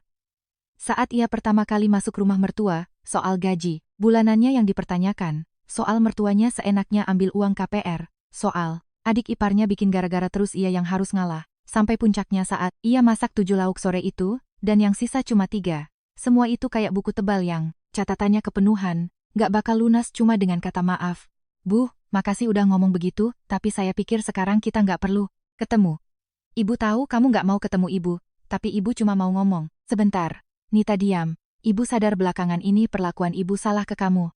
Ibu, pikir karena kamu udah nikah sama Bima, kamu jadi keluarga. Urusan apa aja bisa dibicarakan, bisa dilakukan. Ibu gak nyangka hal-hal itu bikin kamu luka, separah ini. Nita tersenyum getir. Bu, justru karena saya itu keluarga, makanya saya sedih. Kalau saya orang luar, mungkin saya gak akan begitu peduli. Di seberang sana, diam. Saya gak pernah melarang Mas Bima ngerawat ibu atau bantu adiknya. Saya cuma mau hal-hal yang berkaitan sama suami istri bisa diputuskan sama kami berdua. Saya juga mau saat saya udah susah payah kerja ngerjain sesuatu, semua orang di rumah anggap itu sebagai bentuk keikhlasan saya, bukan kewajiban mutlak. Ibu mengerti. Saya nggak tahu ibu beneran ngerti atau enggak, tapi saya udah nggak mau menyalahkan ibu lagi. Ibu Ratna menghela napas. Bima bilang kamu udah mutusin buat cerai. Iya. Kamu benar-benar udah nggak sayang dia? Nita melihat ke jendela, lampu jalan sudah menyala, wajahnya terpantul tipis di kaca. Dulu saya sangat sayang padanya Bu, tapi pernikahan nggak bisa ditopang, sama rasa cinta satu orang doang. Saya udah nunggu dia berubah terlalu lama. Sampai saat saya udah nggak mau nunggu lagi, semuanya udah terlambat. Ibu tahu Bima salah, bukan cuma Bima, ibu juga salah. Saya udah nggak mau bahas siapa yang benar atau salah. Kalau terus-terusan gitu nggak bakal kelar. Ibu Ratna terdiam lama. Kamu bisa ketemu ibu sekali aja nggak?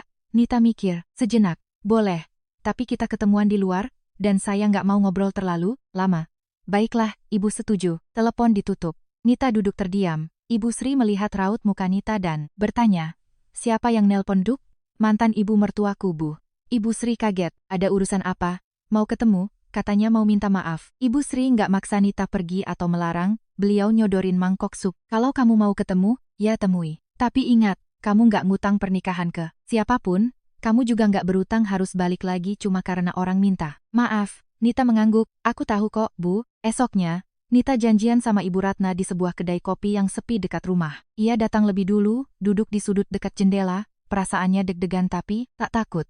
Saat wanita itu masuk, Nita mendadak sadar kalau ibu mertuanya kelihatan sangat tua dalam waktu singkat. Rambutnya makin putih, mukanya tak lagi kelihatan keras. Ibu Ratna duduk. Sudah lama nunggu? Baru sampai juga kok Bu. Beliau pesan minuman lalu diam cukup lama, akhirnya ngeluarin kotak kecil dari tasnya dan ditaruh di meja. Ini gelang emas yang ibu kasih pas kamu nikah. Ibu simpan, beberapa hari ini, kayaknya ibu harus kembaliin ke kamu. Nita melirik kotaknya tanpa membuka. Ibu simpan saja. Jangan. Ambil saja. Ini, barang yang ibu kasih ke kamu saat nikah. Meskipun nanti kamu bukan menantu ibu, lagi, ini tetap hakmu. Nita mengambilnya. Terima kasih Bu. Ibu Ratna, menunduk, tangannya saling meremas. Ibu nggak tahu harus ngomong minta maaf, gimana yang benar. Ibu ngomong apa yang ibu mau aja. Ibu minta maaf. Cuma 3 kata itu saja yang bikin Nita terdiam sangat lama. Karena kata-kata, itu pernah sangat ia nantikan selama 3 tahun ini. Ia pernah mengira kalau ibu, mertuanya mau ngaku salah, hatinya bakal lega. Tapi pas beneran dengar, ia nggak ngerasa senang, malah agak sedih. Ibu dulu mikir anak perempuan kalau udah nikah itu harus ngalah, harus nurut. Ibu juga mikir kalau kamu bisa kerja banyak, ya nambah dikit nggak apa-apa. Tapi, ibu lupa kalau kamu juga punya perasaan. Nita menatapnya. Bu, saya nggak butuh. Ibu bilang ibu salah semua. Saya cuma harap mulai sekarang, jangan perlakukan orang lain seperti ibu memperlakukan saya. Beliau mengangguk. Iya, soal Mas Bima, saya udah mutusin. Ibu tahu kamu udah nggak mau kembali. Ibu Ratna mendongak, matanya merah. Kamu bener-bener nggak bisa kasih dia kesempatan. Lagi? Nita menggeleng. Saya udah kasih terlalu banyak kesempatan Bu. Ibu, mengerti. 2 orang wanita itu duduk berhadapan lama sekali, nggak ada adu mulut, nggak ada saling tuduh. Cuma hening yang berat yang menyadarkan bahwa ada hal yang, kalau udah kejauhan, biarpun menyesal nggak bakal bisa balik kayak awal. Sebelum pergi, tiba-tiba Ibu Ratna ngomong, Nita, Ibu mau bilang satu hal lagi. Silakan Bu. Uang KPR yang dulu ibu ambil buat adikmu, ibu udah nyuruh dia cari cara buat balikin. Nita terkejut. Nggak usah dibalikin ke saya, Bu. Bukan, itu uang suami istri kalian berdua. Ibu salah ambil keputusan sepihak. Ibu biar Bima aja yang atur. Saya nggak mau gara-gara duit ini kita ketemu lagi. Ibu Ratna ngeliatin Nita lalu mengangguk. Kamu sudah banyak berubah. Nita senyum getir. Mungkin karena saya terlalu lama kelelahan. Setelah pamitan, Nita jalan kaki cukup jauh sebelum pulang. Ia nggak sepenuhnya lega, tapi ada rasa damai di hatinya. Karena seenggaknya ia sudah bilang hal yang harus dibilang tanpa harus teriak. Tanpa memarahi, tanpa ngebuktiin kalau ia benar. Malam itu, Rian ngechat, "Hari ini kamu baik-baik aja?" Nita lihat pesannya dan mantap menjawab, "Iya, aku baik, makasih ya." "Sama-sama. Kalau butuh teman ngobrol, saya siap dengar." Nita senyum-senyum baca kalimat itu. Ia belum cerita ke Rian soal ibu mertuanya, karena ia belum mau bawa beban masa lalunya ke hubungan yang baru. Tapi, kesabaran Rian bikin ia merasa aman. Besok harinya, Nita fokus penuh ke kerjanya. Ia ditugasin megang proyek baru, kalau sukses bisa diangkat permanen dan dapat gaji lumayan. Ini bikin dia tekad kuat karena akhirnya ia bukan hidup jadi istri siapa, atau menantu siapa, tapi cuma pengen tahu kemampuannya seberapa jauh. Tapi saat kerjaan lagi lancar-lancarnya, Nita dapat telepon dari pengacaranya. "Mbak Nita, pihak Pak Bima setuju soal dokumennya, tapi ada satu ganjalan." "Ganjalan apa, Mbak?" "Dia setuju cerai, setuju bagi harta, tapi dia minta nahan sebagian tabungan untuk bayar hutang adiknya. Karena dia mikir itu ada hubungannya sama tabungan bersama kalian." Nita kaget. Ia nggak nyangka masalah duit dan adik ipar itu bakal muter lagi, sampai titik akhir. Tapi kali ini ia bukan perempuan yang cuma bisa pasrah. Ia tahu mana tanggung jawabnya, mana yang harusnya orang lain selesaikan sendiri. "Tolong kasih tahu dia, Mbak. Kalau itu uang suami istri harus ada buktinya. Kalau dia minjamin pakai inisiatif sendiri, saya nggak setuju duit saya dipakai buat nombokin utangnya." "Baik, saya sampaikan." Nita meletakkan HP-nya, menatap ke arah luar jendela. Ia sadar pernikahan ini, walau mau usai, masih ada satu rintangan terakhir. Dan kali ini ia tak boleh luluh. Karena kalau pas mau pergi saja ia masih disuruh nanggung beban yang bukan miliknya. 3 tahun kesengsaraannya berarti tak ngajarin ia apa-apa. Besok paginya, Nita datang ke kantor lebih cepat. Ia naruh tas, nyalain laptop. Namun biarpun coba fokus, pikirannya balik ke omongan pengacaranya kemarin soal Bima yang mau nahan duit buat lunasin utang Nadia. Ia sedih bukan karena uangnya, tapi sampai menit terakhir ini Bima masih nyoba pikul tanggung jawab orang lain persis kayak 3 tahun ini. Jam 9, pengacaranya telepon, "Mbak Nita, saya udah ngobrol sama Pak Bima. Dia bilang waktu itu kalian sama-sama tahu soal uangnya dan dia mikir Mbak setuju bantuin adiknya." "Mbak udah minta bukti spesifiknya?" "Sudah, tapi masalahnya, uang itu ditransfer dari rekening bersama." "Kalau gitu Mbak cek lagi rincian, nominal dan kapan tanggal transfernya. Kalau itu emang uang bersama, bagian Mbak harus dipisah.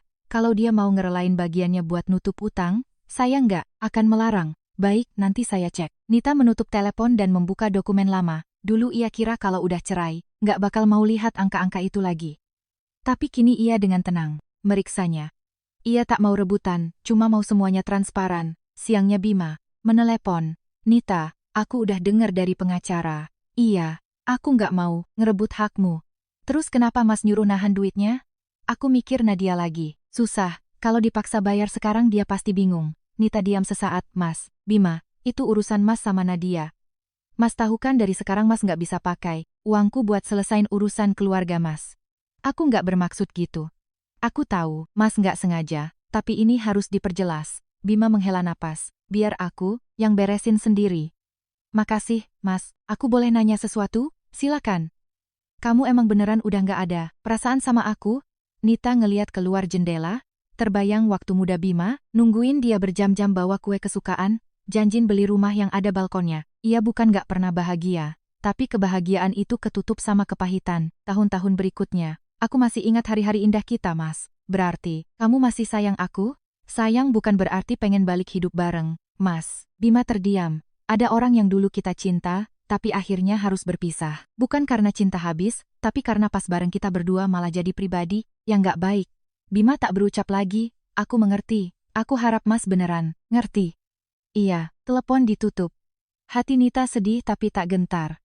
Ia sadar, memori dan perasaan mungkin masih ada, tapi keputusannya sudah mutlak. Sorenya, proyek kerjaan Nita mendadak bermasalah. Ada klien bilang datanya meleset, manajernya manggil dia. Nita meriksa semua baris dan nemu kalau salahnya ada di data mentah yang dikirim, klien yang kurang satu kolom. Ia nggak langsung nyalahin orang, cuma bilang, "Pak, kasih saya waktu 1 jam, saya cek lagi dan kirim versi barunya." Manajernya melihatnya. "Kamu yakin?" "Yakin, Pak." Nita cek, nemu sebabnya, perbaiki, lalu kirim ulang dan semuanya beres. Manajernya nyamperin, "Kerja bagus, saya suka caramu nanganin masalah, nggak lempar batu, tapi cari solusi." Nita senyum, "Terima kasih, Pak." Pujian itu bikin dia lebih bangga dari apapun. Karena ia benar-benar bangun hidup pakai usahanya sendiri. Pas pulang, Rian udah nunggu di lobi kantor. Nita kaget. "Loh, kamu kok di sini?"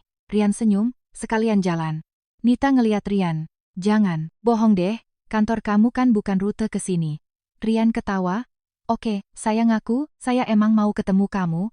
Nita nggak bisa jawab, senyum-senyum aja. Rian nanya, "Kamu kelihatan lelah, kerjaan banyak atau masalah keluarga?" Nita ngangguk, "Ada sedikit. Mau cerita?" "Belum mau." "Oke," jawabannya cepat, tanpa nanya macam-macam. Bikin Nita kaget. "Kamu nggak kepo, pasti kepo lah, tapi kepo itu urusan saya, kamu mau cerita atau nggak itu hakmu." Nita tertawa, "Kamu orangnya emang tenang gini terus ya?" "Nggak juga, cuma kadang makin kita kepo nanya-nanya malah bikin orang tambah stres." Mereka jalan bareng.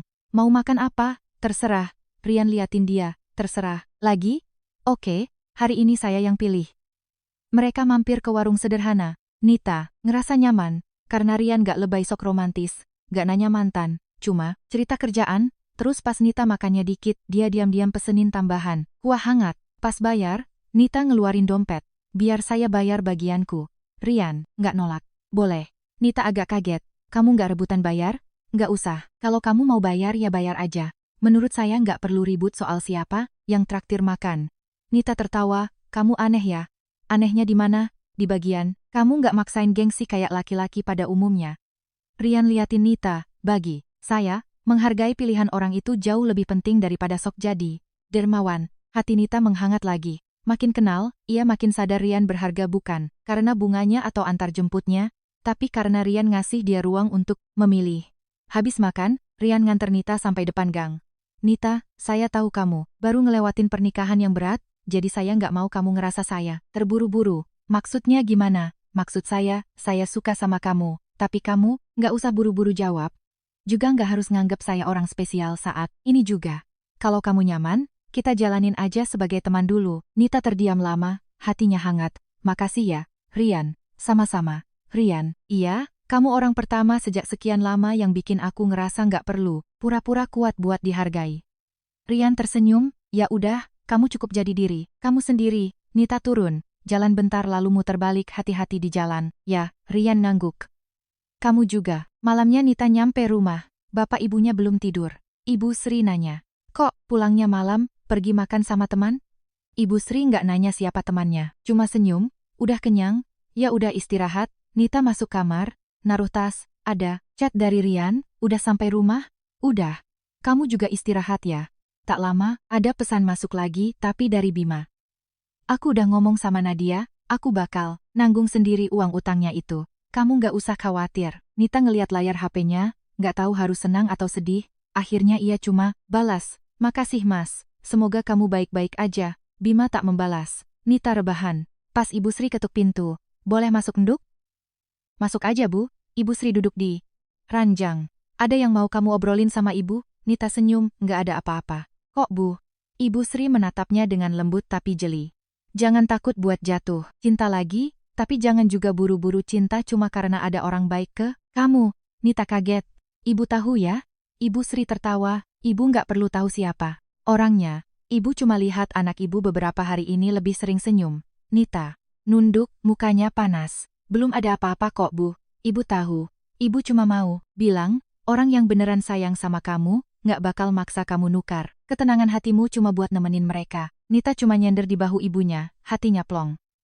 Ia sadar nggak usah buru-buru pacaran lagi. Ia cuma perlu hidup yang baik, kerja yang rajin, jaga harga diri, dan biarkan waktu menjawab yang sekarang masih misteri. Tapi besok paginya di kantor, Nita dapat pengumuman kejutan. Proyek yang ia kerjain berhasil, dan ia ditugasin buat megang proyek utama itu, plus naik gaji. Di saat yang sama, Bima nongol di lobi bawa map isi dokumen utang Nadia. Membuktikan bahwa masa lalu emang udah ditutup, meski efeknya masih membekas. Nita turun, ngeliat Bima yang mukanya udah nggak linglung lagi, walau ada gurat, lelah nanggung masalah keluarganya sendirian. Nita nggak mau balikan, ia cuma mau nyelesain semuanya. Mas ada perlu apa? Bima nunjukin map, ini dokumen, utang Nadia. Mas kasih ke pengacara aja. Aku tahu, tapi aku mau ngomong, langsung sama kamu. Nita nerima map itu. Ya, silakan ngomong. Aku udah cek, semua rinciannya. Uang itu sebagian tabungan kita, sebagian lagi utangan, pribadiku buat Nadia. Makanya, aku mutusin kamu nggak usah ikut nanggung beban, uang itu lagi. Nita membuka map, lihat bukti transfer, kwitansi, dan surat pernyataan utang, yang ditandatangani Nadia. Ini surat Nadia yang tanda tangan? Iya, aku suruh. Dia tanda tangan nyatain utangnya dan kapan jatuh temponya. Nita heran, dulu, Bima selalu ngeles kalau ditanya, sekarang dia ngerjain semuanya. Kapan Mas ngelakuin ini? Sejak kamu pulang ke rumah ibu? Kenapa? Bima menatap Nita, karena aku sadar, kalau kamu nggak pergi, aku selamanya nggak bakal ngerti, salahku di mana. Nita diam. Aku udah ngomong ke Nadia, ke ibu. Mulai sekarang, urusan pribadi masing-masing ya ditanggung masing-masing. Aku bisa bantu, tapi aku nggak bisa pakai hidupku dan rumah tanggaku lagi buat nukerin ketenangan orang lain. Nita mengangguk. Itu benar. Aku tahu, ngomong ini sekarang udah nggak ada, artinya buat kita, tapi aku tetap mau ngelakuin ini. Nita nutup map itu. Mas, Bima, aku hargai usahamu benar-benar dari hati. Ada kilat harapan di mata Bima, tapi Nita nerusin, tapi menghargai bukan berarti aku mau balikan. Mas, harapan, itu lenyap. Bima mengangguk, aku mengerti. Nita tak mau memperpanjang percakapan. Mas kasihin ke pengacara aja ya, aku udah nggak mau ikut campur urusan ini. Iya. Bima berbalik jalan sebentar, lalu berhenti. Nita, ya, aku dengar kamu dapat proyek baru ya? Nita kaget, siapa yang bilang? Vina di grup kerjaan sempat update, aku nggak sengaja. Lihat, selamat ya, makasih mas, kerja yang bagus ya. Nita ngeliatin Bima pergi, hatinya nggak sakit lagi. Karena untuk pertama kalinya ia lihat Bima beneran tanggung jawab atas hidupnya sendiri, tanpa harus diingatkan Nita. Nita balik kerja, namun sejam kemudian manajernya manggil dan ngasih tahu mulai bulan depan Nita jadi pimpinan proyek dengan grup kecil. Nita kaget karena baru gabung, tapi bosnya bilang kinerjanya bagus dan gak perlu buktiin apa-apa ke orang lain, cukup kerja rajin. Nita keluar dari ruang bos, dengan hati senang. Saat siang Rian nelepon. Gimana hari ini? Ada kabar, gembira nih. Wah, kedengaran dari suaranya. Coba tebak? Aku ditunjuk megang proyek baru. Selamat ya, malam ini harus dirayain nih. Nita ketawa. Perlu banget emang? Penting dong. Tapi aku nggak mau traktir di restoran mewah nggak apa-apa. Aku juga nggak suka. Malamnya mereka makan di warung tenda pecel lele sederhana. Pas mau bayar, Nita keluarin dompet. Rian nolak dan bilang, saya aja yang bayar, hitung-hitung ucapan. Selamat. Nita ketawa, dan mereka jalan sebentar sesudahnya. Beberapa hari kemudian, Nita dapat telepon dari Ibu Ratna lagi. Suaranya panik. Nita, Ibu mohon satu hal. Ada apa, Bu? Nadia mau ketemu kamu, katanya ada. Urusan penting banget yang harus diomongin langsung. Nita mengerutkan dahi. Seumur-umur Nadia belum pernah minta maaf apalagi inisiatif ngajak ketemu. Ibu, tahu urusan apa? Ibu belum tahu semua, tapi dia bilang kalau nggak ketemu, kamu, ada satu masalah yang nggak bakal kelar. Nita mikir lama. Akhirnya, bisa. Sore ini, Bu, bisa, nanti Ibu sampaikan. Nita berfirasat aneh. Nadia selalu bikin dia capek hati. Tapi kalau emang penting, Nita akan dengar sekali saja biar tuntas. Sorenya di kafe, Nadia udah nunggu. Saat Nita datang, Nadia langsung berdiri sopan. Mbak Nita, Mbak udah datang. Nita kaget karena sudah lama banget nggak dipanggil sesopan ini. Duduklah. Ada apa? Nadia nunduk lama, lalu keluarin selembar kertas lusuh dari tas. Mbak tolong, baca ini. Nita bacanya makin kaget. Itu surat perjanjian utang yang dulu dikasih Bima buat buka toko Nadia. Tapi yang bikin Nita shock, tanggal dan rinciannya nunjukin kalau utang itu murni, Bima ngajuin pinjaman ke bank, KTA, sendiri setelah diskusi sama ibunya, bukan ngambil uang KPR mereka. Nita menatap Nadia. Kamu dapat surat ini dari mana? Aku nemu di laci ibu, Mbak. Kenapa dulu kamu nggak bilang ke aku? Nadia nunduk. Waktu itu aku takut, Mbak. Aku takut Mbak berantem sama Mas Bima, takut dimarahin ibu. Jadi, aku diam aja. Nita mendengarnya campur aduk perasaannya. Kalau itu emang uang pinjaman pribadi, Bima. Dulu Nita nyalahin Bima di titik yang beda. Tapi yang lebih sedih, selama 3 tahun, keluarga ini sering banget ngambil keputusan penting di belakangnya. Nadia, kamu tahu nggak gara-gara utang ini aku sama Mas Bima berantem terus? Aku tahu, Mbak. Terus kenapa baru ngasih ini sekarang? Karena aku pikir, Mbak udah pergi. Kalau aku diam terus, aku bakal dihantui rasa bersalah ke Mbak, Nita seumur hidup. Nita nutup kertas itu. Kamu nggak usah ngerasa bersalah, kamu cukup hidup yang benar, tanggung jawab sama dirimu sendiri. Nadia nangis, mengangguk. Aku tahu, Mbak. Ini kasihin aja ke pengacara atau ke Mas Bima. Aku udah nggak mau ikut campur. Tapi Mbak, aku ada satu lagi mau ngomong. Apa? Mbak, aku tahu kelakuan ibu ke Mbak gimana, tapi aku nggak pernah bantuin ngebela Mbak. Waktu ibu ambil lauk Mbak, aku tahu Mbak sedih tapi aku diam. Soalnya aku udah biasa kalau aku pingin apa. Ibu pasti cari cara buat beliin. Nita dengerin tanpa amarah, cuma sedih dalam. Baru ia sadar, kadang orang nggak niat nyakitin kita, tapi diamnya mereka udah cukup bikin kita hancur. Udah, Mbak nggak nyalahin kamu lagi, beneran Mbak? Iya, tapi ingat, keluarga itu saling bantu karena cinta, bukan nuntut pengorbanan dijadiin kewajiban. Nadia nangis dan ngelap air matanya. Iya Mbak, mereka ngobrol lagi sedikit. Nadia nanya, Mbak sekarang bahagia nggak? Mbak, baik-baik aja. Udah punya orang baru, Mbak. Yang namanya Mas Rian itu, Nita, kaget. Kamu tahu dari mana? Waktu itu nggak sengaja lihat dia jemput Mbak di kantor. Mbak nggak mau cerita juga nggak apa-apa. Tapi aku rasa dia orang baik, beda cara natap Mbak sama Mas Bima dulu natap Mbak. Nita diam. Mbak nggak butuh orang buat nyelamatin Mbak, Nat. Mbak cuma butuh orang yang ngehargai, Mbak. Kalau nggak ada pun, Mbak bisa hidup mandiri. Nadia kasih dokumen itu. Ini kasih pengacara ya Mbak. Kalau ada waktu aku mau masakin Mbak di rumah. Nita senyum. Boleh, tapi kamu yang masak lo ya. Nita keluar dari kafe itu, lega rasanya. Ia sadar, ia nggak perlu benci orang yang nyakitin dia buat move on. Memaafkan bukan berarti balikan, cuma ngebebasin diri sendiri dari masa lalu. Malamnya Nita ngasih dokumen itu ke pengacara, semua dicek dan aman, duit Nita nggak diganggu-gugat. Setelahnya, Bima nelpon. Aku tahu kamu baru ketemu. Nadia, iya, dia kasih surat itu ya? Iya, Mas. Kenapa nggak ngomong jujur? Dari dulu kalau itu pinjaman Mas pribadi, aku minta maaf. Dulu aku takut kamu makin marah. Bima menghela napas. Oh ya, mobil lamaku udah aku jual buat nutupin sebagian utang itu. Sisanya aku kerja sambilan. Aku nggak mau ngebebanin Ibu atau Nadia lagi. Itu jalan yang benar Mas. Makasih Nita. Aku harap kamu hidup dengan baik. Mas juga. Keesokan paginya, Nadia juga ngomong tegas ke Ibu Ratna, kalau dia bakal beresin utangnya sendiri, nggak mau ibu ngerengek atau nekan Bima lagi. Ibu Ratna merenung. Akhirnya sadar kalau sifatnya manjain Nadia bikin anaknya nggak dewasa. Akhirnya, keluarga itu mulai mandiri masing-masing. Sayangnya, mereka sadar saat Nita udah pergi. Pernikahan itu runtuh karena pengorbanan tanpa batas, akhirnya cuma nyisain kelelahan yang luar biasa. Sementara itu, karir Nita terus melesat, gajinya lumayan. Ia bikin rekening tabungan baru, niat mau beli apartemen kecil sendiri. Nggak usah gede-gede, yang penting ada dapur terang, balkon buat nanam bunga. Dan yang penting, ia bisa masuk rumah tanpa harus dengerin omelan siapapun. Suatu malam, Rian nganter Nita sampai depan rumahnya.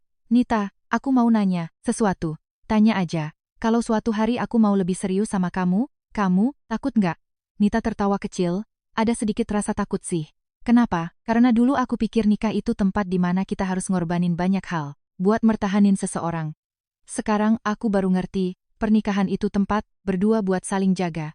Rian mengangguk, kalau gitu aku nggak akan buru-buru.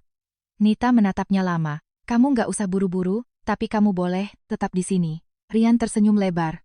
Oke, Nita turun dari mobil, melihat lampu mobil Rian hilang di tikungan, baru masuk rumah. Hatinya tenang. Ia nggak kemaruk cinta, tapi tenang karena udah tahu harga dirinya. Setahun berlalu, Nita beneran berhasil beli unit apartemen dari jerih payahnya sendiri. Kecil aja, 2 kamar tidur, ruang tamu mini, dan balkon buat nanam bunga. Saat terima kunci, ia megang gagang pintu lama-lama, tersenyum bangga. Untuk pertama kalinya, ia punya tempat di mana segala keputusan ada di tangannya. Ibu Sri datang nengok dan terharu. Anak perempuanku akhirnya punya rumah sendiri. Nita meluk ibunya. Ini rumahku, tapi ibu sama bapak bebas ke sini kapanpun. Pak Hendra nyaut ketawa. Bapak sih cuma butuh kursi goyang di balkon aja. Nita tertawa, udah aku sediain, Pak. Malam syukuran itu, Nita masak sendiri. Nggak bikin 7 lauk, cuma 4 masakan. Sederhana yang disukai semuanya. Ia naruh makanannya di meja, ngeliat bapak, ibu, dan Rian lagi ngobrol. Ia mendadak ingat sore 3 tahun lalu pas dia masak 7 lauk dan merasa kehilangan segalanya. Kini ia paham, hari ia beli tiket kereta cepat hush buat ninggalin rumah mertuanya, bukanlah hari ia kehilangan keluarga, melainkan hari ia menemukan kembali jati dirinya. Dulu ia kira istri harus tahan banting biar pernikahan awet. Sekarang ia ngerti, mengalah itu cuma ada artinya kalau pasangannya tahu berterima kasih. Kalau ngalah cuma searah, akhirnya bakal hancur lebur. Nita melihat meja makan itu, nyendokin lauk buat ibunya. Ayo makan, Bu. Ibu, Sri senyum, kamu juga makan, Nuk. Nita mengangguk, tersenyum tenang. Di balkon, angin malam meniup pelan pot-pot bunga barunya. Di dalam rumah ada obrolan hangat orang tuanya, ketawa Rian, suara sendok piring berdenting pelan, semua kelihatan biasa saja. Tapi hal biasa inilah yang paling diimpi-impikan Nita selama bertahun-tahun. Kadang, hidup maksa kita selesai dari satu takdir bukan untuk menghukum, tapi untuk membuka pintu lain. Pintu di mana kita nggak perlu lagi nunduk-nunduk, minta diakui harganya, nggak perlu ngorbanin perasaan cuma buat beli ketenangan palsu. Melainkan bisa duduk di depan makanan yang pas, bareng orang-orang yang tulus sayang sama kita, sambil senyum karena sadar, hal paling berharga yang harus dijaga bukanlah pernikahan dengan segala cara, tapi harga diri, kedamaian hati, dan kemampuan untuk berdiri tegar saat hidup maksa kita melangkah ke jalan yang baru. Para pendengar, kisah Nita sampai di sini telah berakhir. Namun mungkin hal yang membekas bukanlah sekadar soal istri yang cerai, bukan pula soal 7 porsi masakan yang diambil mertua. Tapi sebuah pertanyaan yang sangat merakyat, di dalam sebuah keluarga, bagaimana kita saling memperlakukan satu sama lain agar pada akhirnya keluarga tetap ingin duduk bersama? Rumah bisa besar, makanan bisa banyak, tapi kalau tak ada rasa hormat, orang yang duduk di sebelah kita tetap akan merasa kesepian. Berbakti pada orang tua memang kewajiban, tapi berbakti bukan berarti harus selalu membela salah benarnya, dan bukan berarti menyuruh pasangan kita mengalah untuk menyenangkan hati ibu kita. Anak yang berbakti adalah anak yang tahu kapan harus menghormati, dan kapan harus ngomong yang benar pelan-pelan, biar ibunya tak nyakitin istri, orang. Dalam rumah tangga, hal termahal kadang bukan uang atau rumah, melainkan sekadar kalimat, aku ngerti perasaanmu, atau tenang, ini kita hadapi berdua. Kisah Nita ngingetin kita bahwa orang baik itu bukan orang yang kasih semuanya, bukan yang diam aja nerima disakiti. Orang baik tahu kapan bantu orang, tapi juga tahu di mana batasannya. Tahu memaafkan, tapi nggak membiarkan ditindas. Seseorang bisa ngalah urusan lauk, uang, keuntungan, tapi kalau tiap hari harga, dirinya disuruh ngalah, suatu saat kebaikan itu berubah jadi luka dalam. Tolong, jangan nunggu orang kemas koper baru kita sadar mereka udah sedih, kelamaan. Jangan nunggu orang berhenti ngejelasin baru nanya kenapa mereka berubah. Karena orang sebelum pergi biasanya ngasih banyak banget kesempatan, cuma kitanya aja yang terlalu terbiasa sama kehadirannya sampai ngira mereka bakal di situ terus. Makanan enak butuh banyak lauk, tapi keluarga bahagia kadang cuma butuh makan seadanya asalkan pada tahu ngalah dikit, saling ngomong sopan, dan bisa naruh posisi diri di posisi orang lain sebelum ngomel. Uang hilang bisa dicari, rumah jelek bisa direnovasi, tapi kalau kepercayaan udah hancur, susah baliknya. Jadi, kalau hari ini masih punya bapak ibu buat dipanggil bapak, ibu, panggillah selagi bisa. Kalau di samping masih ada suami atau istri yang udah temenin bertahun-tahun, hargailah sebelum terlambat. Dan kalau di rumah ada satu orang yang diam-diam ngerjain semuanya, tolong jangan anggap itu sebagai kewajiban mutlaknya. Sebab di balik masakan yang hangat, rumah yang disapu bersih, atau senyum yang bilang, "Nggak apa-apa," mungkin ada hati yang sedang nunggu banget buat dipahami. Setelah hidup panjang atau pendek, kaya atau miskin, akhirnya kita bakal balik ke hal yang sangat sederhana. Satu orang yang benar-benar sayang sama kita, rumah yang ada suara ketawanya, makanan yang ada orang yang nungguinnya, dan pas malam tidur, hati nggak ngerasa bersalah karena udah jahat sama orang di sebelah kita. Kalau masih bisa ngomong baik, ngomonglah hari ini. Kalau masih bisa berbuat baik, lakukan sekarang. Karena kadang penyesalan terbesar dalam hidup bukanlah apa yang udah kita kasih, tapi hal-hal yang harusnya bisa kita lakuin buat mereka, tapi pas mau dilakuin, semuanya udah terlambat.